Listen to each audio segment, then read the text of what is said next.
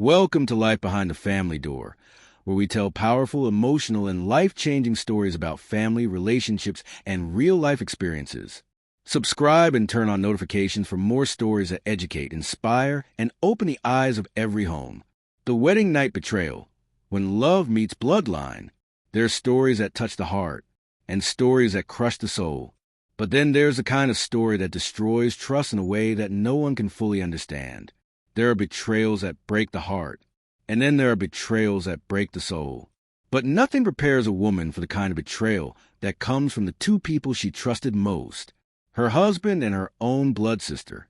When betrayal strikes, people will beg, they will cry, they will swear it was a mistake. But what if the truth is bigger than the mistake? What if the betrayal started long before the wedding night? This is a story of Amara, a young woman whose wedding night became a tragedy she never imagined, a night where the two people she trusted the most, her husband and her own sister, became the source of her deepest heartbreak. Tonight we tell her story. It all began on Saturday, April 13th, 2024. Amara was radiant on her wedding day. Her gown flowed like a river of white silk. Her smile was genuine, and her heart was overflowing with love and expectations. Her groom, David, looked calm, proud, and devoted. Everyone admired their love story and prayed for their union. Amara's immediate younger sister, Chioma, was lively and cheerful. She helped Amara adjust her veil, touched up her makeup, and kept telling everyone, "My sister deserves happiness today." No one suspected that Chioma was carrying a secret darker than anything Amara could imagine. The ceremony was beautiful. Dancing, prayers, joy. Everything felt perfect, but destiny had other plans. After the wedding celebrations, Amara and David checked into a hotel for their first night as husband and wife. Amara was shy but excited. She and David had agreed to wait until marriage before becoming intimate. She believed this night would be the beginning of a beautiful journey. When she stepped out of the bathroom, she expected tenderness from David. A kiss, a smile, something. Instead, he looked restless, uneasy, avoidant. Moments later, he suddenly said he needed to buy something and hurried out of the room. Amara found it odd, but harmless. She didn't suspect anything. A few minutes later, she noticed the water heater wasn't working. She decided to go downstairs to the reception to complain. When she got there, Mrs. Beasy, a receptionist who had earlier admired her wedding dress, quickly pulled her aside. There was fear and pity in the woman's eyes. "Madam Amara," Mrs. Beasy whispered, "please don't be angry. This is against our hotel ethics. But you are too beautiful for what is happening to you." Amara froze. She asked, "What do you mean?" Mrs. Beasy swallowed hard before speaking again. "Your husband, Mr. David, he is in room 4 with another woman." Those words stabbed Amara like a knife.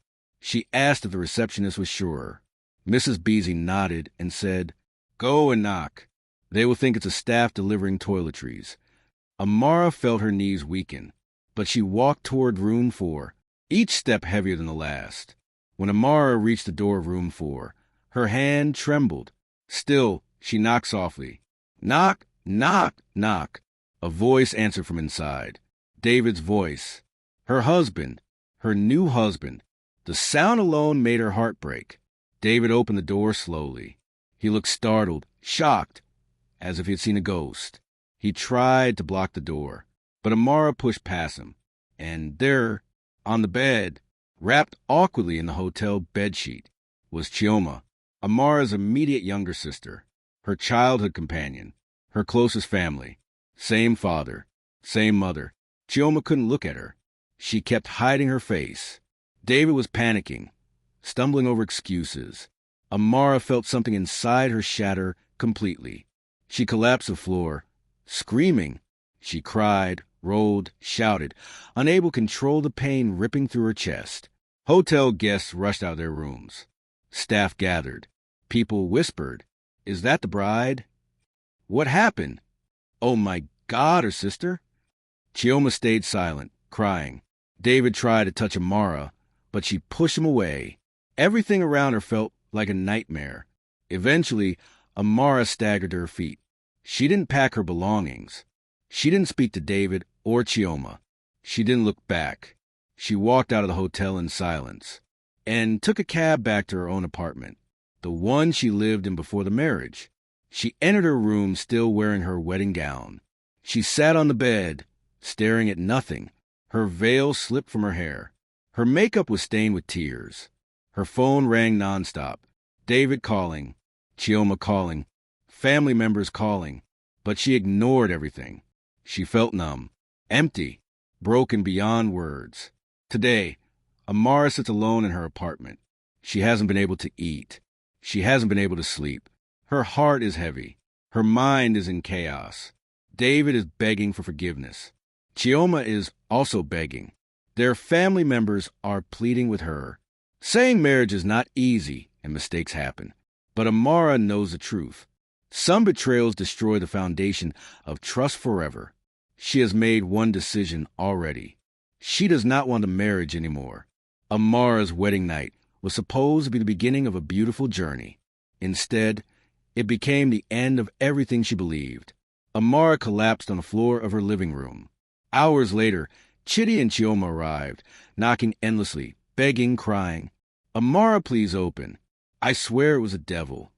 Amara, I didn't mean to hurt you. It was a mistake. Please forgive us. She didn't open the door. She didn't speak. She didn't eat. The narrator said she sat on the cold floor until her tears ran dry.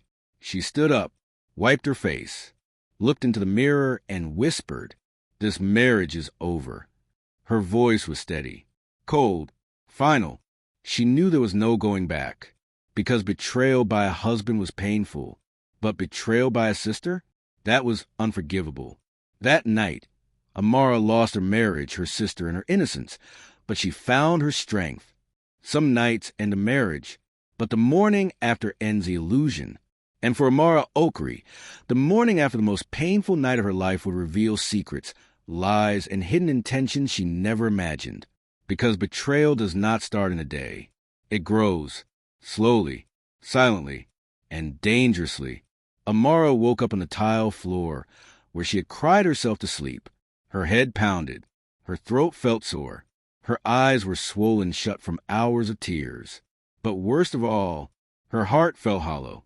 Her phone had dozens of missed calls. From her mother, her aunties, Chitty and Chioma. She dropped the phone like it was poison. She stood up slowly and went to shower, not to feel clean, but because she needed to wash away the reality she still couldn't accept. Yet the moment she looked into the mirror, the truth stared back at her. This was not a nightmare. This was her life now. Then here comes a loud knock that startled her. Amara, please open. It's Mama. Please open this door. Her mother, Mrs. Igioma Okri, stood outside weeping. Amara hesitated, then unlocked the door. The moment Mama Igioma saw her daughter's face, she broke down in tears. Chinik, Amara, my child, what have they done to you? But Amara didn't cry. Not anymore. Her tears were gone. She simply asked, Mummy, did you know? Her mother froze. Amara repeated the question. Mummy, did you know something about Chitty and Chioma? Her mother gasped. She shook her head quickly. No, God forbid. I didn't know anything. My daughter, if I knew, would I send you into the arms of such a man? But her eyes were filled with guilt. Not because she knew about the affair, but because she knew something else. Something she never expected would become important. Amara saw it. What are you hiding? She asked quietly. Mama Igioma's hands trembled as she sat down. The confession that came next, one that shocked Amara. Her mother revealed that weeks before the wedding, she had sensed that Chioma was acting strangely. Chioma was withdrawn, easily irritated, and overly defensive whenever Chitty's name came up. At first, she assumed it was jealousy, the type siblings sometimes feel during wedding periods. But one night, her mother overheard Chioma cry in her room, whispering, I can't do this anymore, he promised me. But Chioma refused to explain what she meant. Mama Igioma thought it was just heartbreak from a secret boyfriend. She never imagined it involved her son-in-law-to-be. Amara stared at her mother, stunned. So they were already involved before my wedding? Her mother covered her face in shame. I didn't know, Amara. God knows I didn't know. The moment Chitty arrived, he stood outside the door, his face swollen from crying. He looked like a man whose world was collapsing, but a world he single-handedly destroyed. Amara, please let me talk to you, he begged. Amara walked to the door, opened it halfway, and stood like a statue. Talk, she said coldly. Chitty fell to his knees. Amara, I'm sorry. It was the devil. I don't even know how it started. Please don't end this marriage. Her voice remained steady. When did it start? Chitty hesitated. That was all she needed. You see? Even now you're still lying. She shut the door in his face. He cried. He begged. He hit his head on the wall. But Amara didn't open the door again. Hours later, Chioma came to the house accompanied by their aunt, Auntie Ifioma. Chioma looked destroyed. Puffy eyes, swollen lips, shaking hands. She knelt immediately. Amara, please forgive me. I didn't plan to destroy your marriage. Amara stared at her younger sister long enough for the silence to become unbearable. Why? She asked calmly. Chioma broke down completely. It started before you even accepted his proposal. I didn't know how to end it. I was weak. He promised me things. He made me feel special. I didn't expect him to propose to you. I thought he loved me. Amara's face twisted in disgust. So you kept quiet when he proposed to me? You stood beside me as my maid of honor? You smiled in my pictures? You helped me fit into my wedding dress, knowing the man was sleeping with you? Chioma wailed loudly. Auntie Ifioma held her tightly. Although Amara had held herself together for hours, this was the moment her strength collapsed. She sank to the floor, shaking violently.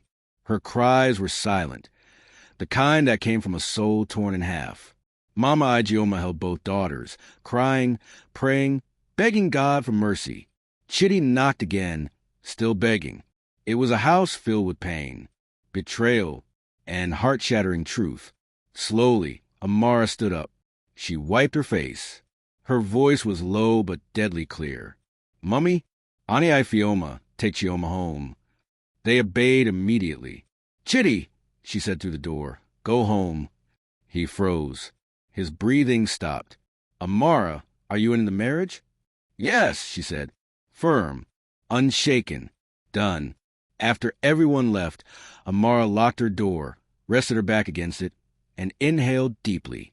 For the first time since the wedding, she felt clarity. Her life had collapsed, yes. Her heart had been shattered, yes. Her trust had been murdered, yes. But her identity, her dignity, her future, those were still hers. She whispered to herself, I lost a husband, I lost a sister, but I didn't lose myself. And as the camera faded, the narrator said, sometimes the night your world ends is the night your true life begins. News of Amara's wedding night disaster spread like wildfire. Neighbors whispered. Church members pointed. Her wedding photos, posted just days earlier, were now overshadowed by scandal. Some blamed Chitty. Some blamed Chioma. But shockingly, some blamed Amara. They called her too rigid, too innocent, too naive. And yet, Amara remained silent, choosing dignity over reaction. But silence comes at a cost. 3 days after the incident, Chitty returned with reinforcement, his parents, Mr. and Mrs. Nwosu, and 2 of his uncles. They arrived at Amara's house unannounced. Mr. Nwosu began calmly. Amara, this is marriage. Marriage requires patience. Our son has apologized. Let us settle this as a family. But Amara's mother, Mama Igioma, stepped forward sharply. Settle what? Adultery with her own sister? On their wedding night, the men exchanged uneasy looks. But Mrs. Nwosu, a woman known for a sharp tongue, raised her chin. At least he made a mistake with someone familiar. Blood is blood. It's better than a stranger. Amara's breath caught in her chest. Her mother's anger exploded. You are mad. That's what you are. You are standing here defending evil. The atmosphere turned violent. Voices rose. Hands pointed. Accusations flew. And then Mrs. Nwosu shouted something that shattered the air. If Amara leaves this marriage, she will be the one responsible for its collapse. Not my son. Silence fell. Amara stepped out slowly. "No," she said calmly. "Your son collapsed the marriage the moment he touched my sister." Her clarity left everyone speechless. Chitty suddenly dropped to the ground, sobbing uncontrollably. He held Amara's legs firmly. "Amara, please. I've not eaten for days. I can't sleep. I can't breathe. Please don't leave me. I was foolish. I was weak. I don't want anyone else. I want you." But his tears repulsed her, because she now understood something clearly. He wasn't sorry about the betrayal. He was sorry about being caught. Amara looked down at him and whispered, "Get up." Her voice was steady, cold, final. "I will not spend my life with a man I can never trust." Chitty's family gasped. Chitty screamed and begged. His mother cursed under her breath. But Amara walked away and didn't look back. Chioma was not coping either. She had locked herself in her room for days, refusing food, refusing to bathe, refusing to speak. Her guilt became a chain around her neck. Finally, her aunt, Auntie Ifioma, dragged her out. "Chioma, you will go and face your sister. You will beg. You will clean her feet, if you have to." But Chioma shook violently. I can't face her. I don't deserve forgiveness. I ruined everything. I ruined my sister's life." She burst into uncontrollable sobs. Her mother feared she might harm herself, because some betrayals do not only destroy the one who was betrayed, they destroy the betrayer too. By the weekend, the community elders and church leaders intervened. They called for a family reconciliation meeting, but Amara refused to attend. Her mother refused as well. Pastor Emmanuel visited Amara personally. "My daughter, forgiveness is a path to healing." Amara looked him straight in the eyes. "Pastor, forgiveness is not the same as reunion. I can forgive, but I can never go back." Her words were powerful, and he nodded in respect. That night, Chitty returned again. But this time, he came alone.